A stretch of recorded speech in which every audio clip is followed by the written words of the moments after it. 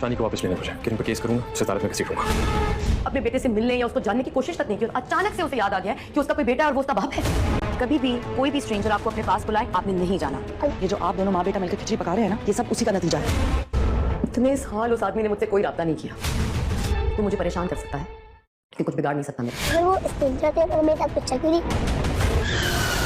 वो मेरे बेटे को मुझसे नहीं छीन सकता। सैफ को इतने अरसे के बाद अब अपने बेटे की याद आने लगी है और वो अपने बेटे को किरण से किसी भी तरह किसी भी कीमत पर हासिल करना चाहता है। वो यही कहता हुआ नजर आएगा कि कुछ भी हो, मैं किरण को अदालत में घसीटूंगा, मैं उस पर केस कर दूंगा, लेकिन मैं अपने बेटे को लेकर ही रहूंगा।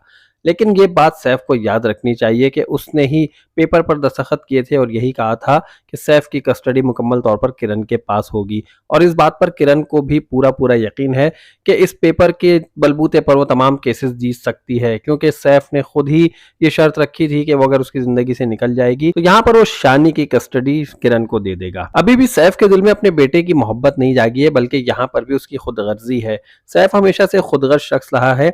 अभी उसे अच्छी तरह से पता है कि फरियाल से उसकी कोई औलाद नहीं हो सकती, ना आगे कोई सिलसिला हो सकता है। तो इसी वजह से अब वो अपने बेटे को ही हासिल करने की कोशिश कर रहा है। वो यही सोच रहा है कि अगर किसी बच्चे का अडॉप्ट करना ही है तो क्यों ना मैं अपने ही बच्चे को ले आऊं और मैं यही कहूंगा कि फरियाल तुम अपने ही बच्चे को, यानी कि मेरे बच्चे को अडॉप्ट कर लो। लेकिन फरियाल अभी भी उसके बच्चे को कबूल करते हुए नजर नहीं आएगी।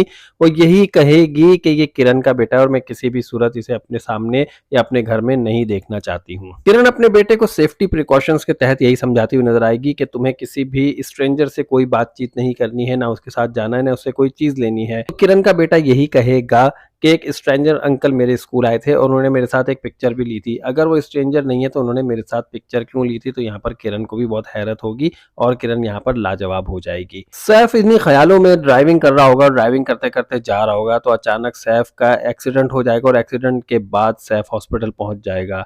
तो क्या सैफ अपनी जिंदगी की बाजी हार जाएगा या जीत जाएगा, या वो किरण से केस जीतकर अपने बेटे को अपने घर वापस लाने में कामयाब हो जाएगा, या किरण ये केस जीत जाएगी और जीतने के बाद अपने बेटे को अपने साथ ही रखेगी? ये तमाम बातें जानने के लिए आप जल्दी से चैनल को सब्सक्राइब कीजिए, वीडियो को लाइक कीजिए और नेक्स्ट वीडियो तक के लिए मुझे इजाजत दीजिए। अल्लाह हाफिज।